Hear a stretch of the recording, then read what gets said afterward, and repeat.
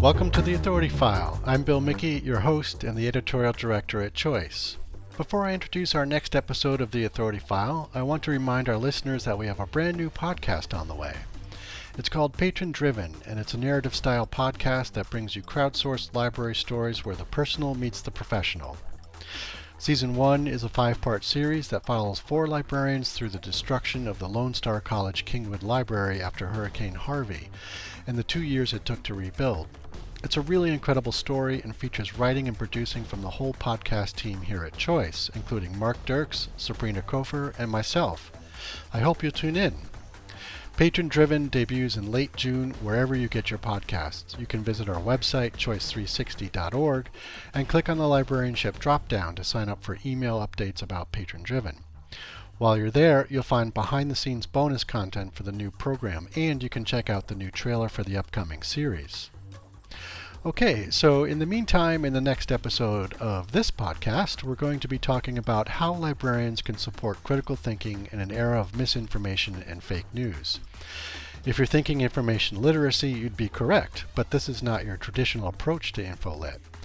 My guests have all built their own programming and instruction that is specifically aimed at combating today's fire hose of alternative facts, faulty research, and the digital technologies that enable them.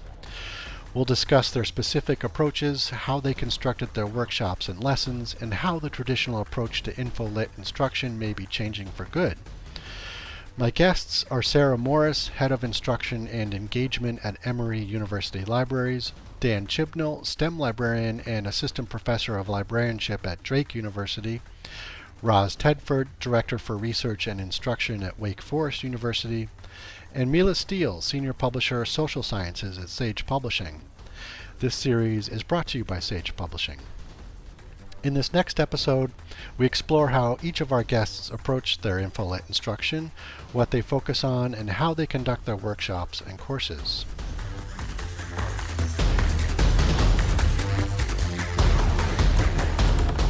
Perfect. I wanted to get into sort of talking about how each of you has approached the actual construction of your programming. And Dan, I'll just start with you. And I'm wondering, how did you know how deeply you needed to build your instruction? Say, for example, one-shots versus semester-based courses versus workshops, and all of the above. I mean, how did you kind of work that out?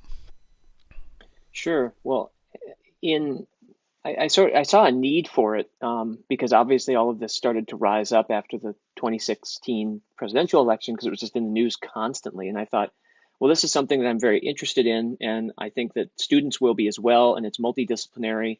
And so there's a chance here to create a course, which I did. And the course is, multidisciplinary. We look at psychology, we look at science, we look at media studies, we look at journalism, politics. And so that course sort of tries to weave all those things together and show how misinformation rears its head in so many different forms. But then as STEM librarian at Drake University, I also saw it kind of rearing its head through like predatory publishing, blacklisted journals, really shoddy science. And so a lot of my faculty that I work with for one-shots and embedded librarianship situations, they were basically saying, yeah, I'm seeing some of this stuff pop up in some of my students' work, or they're finding really bad studies, or they're not, finding that kind of thing. And so I started to work in some of the stuff that I was teaching from my course into the one-shots and the embedded situations, and teaching them more about sort of the spectrum of misinformation, the spectrum of bad science, and that kind of helped them to then understand, how to recognize red flags when they were doing their own research, and what some of these terms even meant, because so many of the students had never heard of some of these concepts before. Mm-hmm. So the course kind of came first, and then it kind of trickled down into some of my other one-shot and embedded teaching. Okay. Roz, is that a similar approach you went through, or how did you come to your? Yeah, so we have had since 2003 a credit-bearing half-semester information literacy class. We teach between 15 and 20 of them a semester. And so one of the earliest things, so again, like Dan, like I'm sure Sarah, everybody, after 2016, we were like, we got to really be a little more strategic about teaching these topics. And so one of the first things I did with one of my perpetual co-instructor, Hugh Womack, is we developed one of those half semester sort of topics, classes around it, and taught that in the fall of 2017, I guess. And then from there, we've now developed that into a full semester, 3-credit first year freshman seminar. But then we also started looking at, so we were able to sort of hang that on an existing sort of structure of half semester credit bearing classes.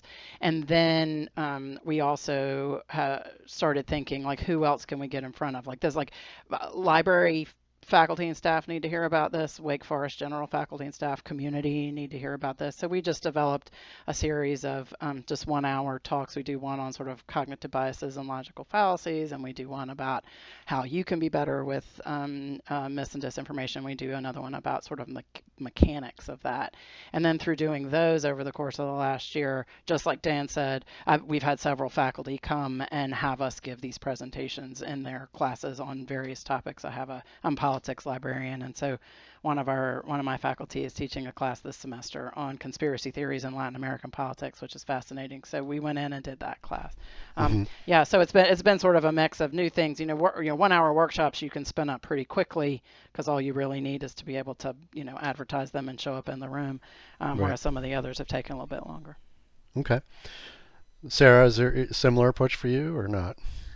Yeah, definitely a lot of similarities there. I definitely had the same sort of reaction post 2016. I actually wasn't at my institution at the time, and so was doing different things where I was prior, and really partnering with people and working a lot with high school students at the time as well, and sort of younger teens, and grappling with this topic. But I've been at Emory since 2018, and as head of instruction there, it's really thinking about how to weave this into our broader program, and for me, thinking about how to merge this in with other approaches around media literacy and digital literacy and data literacy, and how all these things start intersecting with how people, find and consume and use different types of information. I had a class as well focused specifically on misinformation that I co-taught with some faculty last semester. And from there, I've been noticing, it's been able to weave it more and more into one-shots, offer different workshops, kind of just let people know, the library is here to help people grapple with this topic, or share ideas and expertise. And so, the class was one component, and sort of spreading outward from there, similar to Dan and Roz, I would say. Okay. So just to be clear, I'm wondering, it sounds like each of you have sort of built sort of a foundational course-based instructional, process. And then from there, kind of go into the one-shots and workshops based on recognizable needs or certain requests from faculty. So I'm wondering, basically how each of those formats, sort of influence your strategic approach to infolytic instruction. Are you all just basically trying to create that foundational coursework and then branch out where needed? And Roz, we can start with that's kind of how I approach Dan. it. Yeah, I mean, when I do, because as an instruction librarian, I do a lot of teaching in our first year seminar program. I teach a lot with the science faculty, those courses in our STEM programs. And so there are things that I tend to emphasize a little bit more because of my fake news class. I spend time on, the authority frame from the ACRL framework. I'm a big fan of Mike Caulfield's work and his concept of the 4 moves. I think that it's a better way to approach this than just the old crap test. I show students things like the Center for the Informed Public from the University of Washington, because I try to remind my students, no matter what situation we're in, that these skills of like spotting misinformation and dealing with it aren't just academic. Like these are skills you're going to take out into the world, and you're going to have to use time and again, because we're seeing misinformation more and more. Mm-hmm. So it's not just something they're learning for their courses or for their own research, but really to train their minds for when they leave college as well. Yeah. Yeah, this is Roz. My sort of entire approach has always been to information literacy is like put me in front of whoever you want to put me in front of, and you're not going to do any harm, right? So if you just need Yeah. me to come in for 10 minutes to talk about, right, spotting one thing in your class, like I'm going to be there, I'm going to do that. And I think the more we thought about this issue of mis and disinformation, it's almost less critical in terms of their academic research for the 4 years that they're at college, and more critical of educating them to be good citizens for the rest of their lives, right? You aren't going to make informed voting decisions. You aren't going to make informed other decisions until you're able, right, to tease out this, what's true and what's not true in the larger world. And so we focus a lot, which is why we also do a lot of community outreach, and we have a lifelong learning class that we teach, because this sort of goes beyond the research paper you might be writing for international politics, as critical as that seems to you right now, this very minute, because it's due next week, and much more in we've got to start really building these habits of mind with a built-in skepticism and question asking process about the source of information and the authority of that information, no matter where you encounter it. Yeah, that's a really good point, Roz. I think, you all have pretty much mentioned that, the 2016 and the election and everything is sort of a catalyst for recognizing an even greater need and I guess alacrity in sort of approach to this. And I'm wondering if, as you just mentioned, Roz, if you guys recognized a change that needed to happen in the approach to info-led instruction, in terms of, I guess, the mainstreaming, I suppose, of alternative facts and misinformation and so on, and transitioning out of how does this apply to your, research that you're doing now versus, as you said, Roz, actually becoming a responsible citizen going forward and sort of bolstering, our democratic institutions. Is this sort of a change that you're seeing happening like right now? And Sarah? Yeah. Sure. You go ahead, Sarah. No, I definitely agree with that. I think that's a really great point to bring up, because it's something I feel librarians and libraries have always been sort of uniquely situated to, both help a student, say, navigate their current academic environment and achieve success in a class, say with a research paper, but to also empower students with really transferable skills. And as Roz mentioned, those sort of habits of mind going forward and whatever their next step is going to be, whether it's professional school or the workplace or just being a citizen in the world, after they graduate. And so I think that I did notice something of a shift in the conversation, kind of, I guess, post 2016, but, librarians really thinking about how to build upon the great things they were already doing, and then perhaps, pivot and shift in certain ways to address these needs right now. I mean, for me, at least with misinformation, I'm really trying to weave that content into larger pushes around, say, like media literacy or data literacy or things like that, and transferable skills for undergraduates and student success initiatives and things of that nature. So I do think the sort of attention to sort of what comes after they leave our institution is there and is increasing in some respects, and sort of and changing perhaps how we do one-shot instruction or do instruction around research, and how can we weave in some of these other topics while still helping you have success in the class you're in at this moment. Right. Yeah, I imagine there's just a lot more examples to use now than there maybe used to be. Very true. There really are. Yeah. Yeah. I mean, I think one of the things this is, 2016 sort of did was sort of, from my perspective, and Sarah and Dan may see it differently, but in some ways it put wind in the sails of librarians who had 10 or 15 years of being told libraries are dead while we are all busier than ever, right? So clearly libraries weren't dead, but there was this sort of sort of mythological, right? This sort of like popular thing, oh, nobody needs libraries, everything's online. And suddenly librarians could stand up and say, this is what we do, right? We Yeah. connect people to good information, right? And we help people determine what is good information. And, right, we got this, like, let us do that. And so when I'm speaking to groups that are not librarians, right, or that are not, sort of academics, so whether it's our faculty and staff, whether it's community, the first thing I say is, so why is a librarian up here telling you this, right, and talking to you about these things? And it's, I think, given us a chance to sort of reinforce the good that we do, not only while people are on our campuses, but how we can help them be better afterwards. So, in a sort of perverted way, right, silver lining of a otherwise very dark cloud, it has given librarians a little bit of a new lease on life, maybe, or a new way to think about their profession.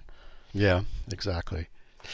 Um, Sarah, Dan, and Roz, I'm wondering, you've sort of given us sort of general parameters around each of the way you've approached your programming, but I'm wondering if you could, just for our listeners, just briefly kind of describe what you've actually set up. Sarah, why don't we start with you? If you could just kind of describe the actual coursework or workshops that you provide and to whom.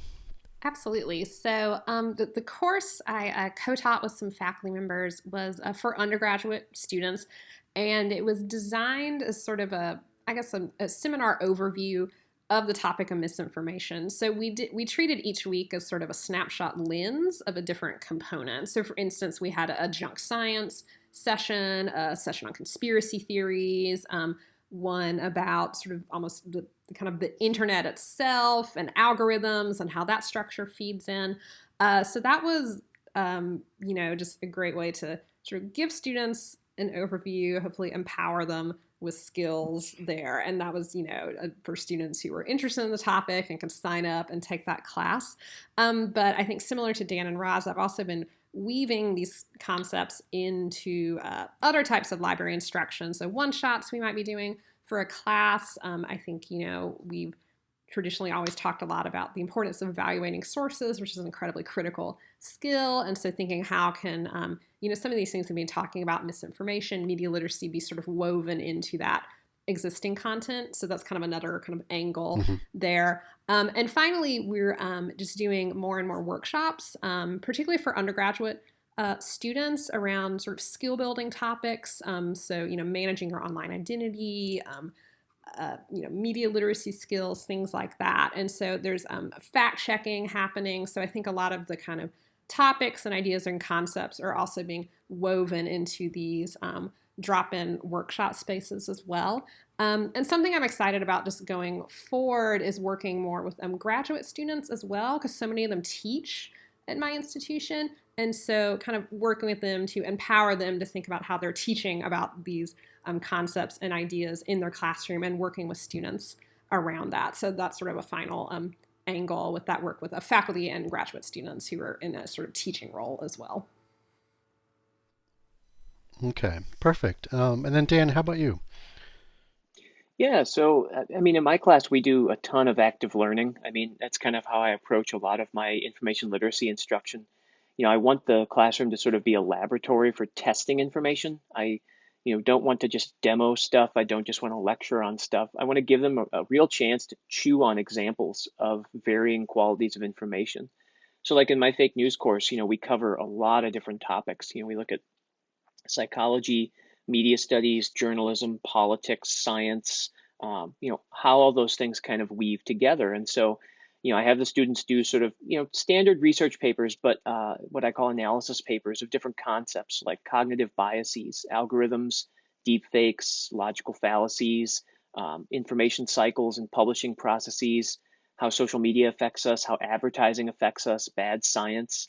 But I also make sure that we have like a positive spin on it too. And so I'm always sort of giving them examples of how they can be good advocates for good information, because I always tell them that silence in the presence of misinformation only allows it to breed. You can't let a lie just sort of linger. You have to do so. You have to basically take a swing at it and show people, there's nothing to this. This is empty. And so there's a series of assignments. I have them do these small writing assignments called awareness and action papers. And what I'm asking them to do there is to basically do a reflection of their own information behaviors. What do they consume? When do they consume it? How do they think about it? And are all of those behaviors good, or are some of them negative? And so then I ask them, what are you going to do in the future to maybe have better, more positive information behaviors? And then they really get into those, and because they start to realize where they're getting all their information from. And so that's sort of an assignment that really takes off when we do those. So that's kind of how I approach it. I really want it to be active. I really want them to be thinking about their own behaviors and how all these things kind of link together. Mm-hmm. Excellent. And Roz, how about you? So for the longest sort of protracted class that we're teaching on this as our current first year seminar on misinformation, disinformation, and this is the first time we ever taught it was this semester, so it's kind of it's taken on some new forms. But we teach a lot of those same things that Sarah and Dan have already talked about. We spend the first 3 weeks talking about the psychology of mis and disinformation because we want it to make sure that the students understand that the reason people believe it is because, right, our brains are just hardwired, right, in certain ways, and that we all have these, weird ways that our brains behave that make us susceptible to believing these sorts of things, so that we sort of take it off of all you people out there are doing bad things to me, and we sort of make it we're all in this together, and we do junk science, and we do lots of stuff on algorithms, more algorithms, and then some more on algorithms. And all of those sorts of things, and it's been great. And we will completely, I'm sure, redo it this summer based on what we learned this semester, and we're teaching it again in the fall. One of the more interesting things that we did last summer was we did a 6-week lifelong learning class, and these were all for community members that were, some of them were Wake alumni, some are just affiliated with Wake in other ways, some are just community members, and it's through our graduate school, and it's 2 hours a week, and we had 18 people in it, and that was super interesting, and talking to people that were closer to our age about their behaviors and how things have changed over time, right? Remember when your newspapers used to be delivered twice a day, and everyone sat down at 6 p.m. to watch the news, and and how that has changed. So and we're teaching that one again this summer, we hope. Knock wood, we may have to take it online as well, but we're hoping later in the summer to be able to teach it again. So that was something that was really exciting, because it wasn't, they weren't getting a grade from us or anything. It was just a for fun, but we had people that were super engaged Yeah. in that, and that sort of thing. So that's one of the other things that we've done that's been really fun. Okay. Great. And Mila, I wanted to circle back with you. What are you seeing from the publisher perspective in terms of, what's being taught? Are there ways that the publisher community can particularly support these efforts? Absolutely. We had our 2016 moment as well, and that was we took a long look at what we do in terms of supporting student teaching and learning, and thinking it's just not enough to publish one more critical thinking textbook for students anymore. Mm-hmm. Critical thinking is so essential, and certainly for us at Sage, at this point, it goes all the way to the top of our mission, as something that we are thinking carefully about how we can embed into all of the resources that we publish. So we're asking questions like, what would it take for every textbook that we publish to have an explicit critical thinking outcome? We're sort of really diving into how pedagogy can be made much more explicit for students, so that they've got an exercise in a textbook, and we're making sure that they understand this is critical thinking skills in action. We're really diving into the real world examples, and I love how, hearing from everyone else in the discussion, just how relevant and live and critical that is in terms of engaging students and really getting them to pay attention to not just the immediate instrumental outcome of their next grade or their next assignment, but taking that forward into their thinking habits, their digital health habits, their well-being, their future employment as joining the world of work, and being thinking active citizens. Mm-hmm. And as publishers, we really believe that putting out good resources that helps students is a powerful act that we need to commit to. And also thinking about how hard it is to teach this. That's certainly what we hear from faculty, and I think librarians are doing amazing work. And how can we be better partners by thinking about the format of critical thinking learning and providing tools and creating tools that can deliver the kind of flexibility that a textbook can't, and that can embed into learning management systems, that can be flexible and broken down. So this year we launched an interactive online course, which we designed on critical thinking, which we designed in a modular fashion so that it can do all of the things that Sarah and Dan and Roz have been talking about with one-shots and workshops and standalone courses, so that you can be supporting faculty by providing sort of short, quick shot elements of, here's a little bit of 10 pieces of interactive learning that show students how to identify different forms of unconscious bias. Here's a little quick shot of learning that's on the anatomy of an argument and how to understand that. So that we're sort of really testing and experimenting, particularly with new forms of digital critical thinking learning, saying wherever that learning is happening, how do we support the people who are teaching it with flexible, modular kinds of learning and exercises, and particularly really trying to come up with interactive learning as well. Because critical thinking isn't just an abstract exercise. That's what this whole conversation is about. And it more than just about anything, it's something that students really need to learn by doing. Learn with exercises that are really making them think with actual real world examples. And so we want to help make critical thinking kind of exciting, and fun, and not the scary thing for students as well, but relevant. And so by calling it out in their learning and sort of providing more flexible resources for librarians and faculties who are on the front line of teaching this stuff. You just heard from Sarah Morris, Head of Instruction and Engagement at Emory University Libraries, Dan Chibnall, STEM Librarian and Assistant Professor of Librarianship at Drake University, Roz Tedford, Director for Research and Instruction at Wake Forest University, and Mila Steele, Senior Publisher, Social Sciences at Sage Publishing. This series is brought to you by Sage Publishing. Join us next week when we continue our conversation and talk about some of the methods our guests use to disabuse students of what they think is already true. We spend time going back and just looking at the scientific method, right? And talking about how every scholarly journal article, whether that's social science, whatever, is this tiny little piece of this giant jigsaw that is, whatever, cancer or Shakespeare or, the Civil War or whatever, and that no one piece is going to have the entire, set of answers to something. If you like what you hear, rate us or give us a review on your favorite podcast platform of choice, and if there's a topic you'd like us to cover, drop me a line. I'm at bmickey@ala-choice.org. As always, sponsorship and advertising for the Authority File podcast are handled by Choice's advertising manager, Pam Marino, and all of our episodes are produced by Choice's senior digital media specialist, Mark Dirks, and digital media assistant, Sabrina Kofer. That's all for this week. Thanks for joining us.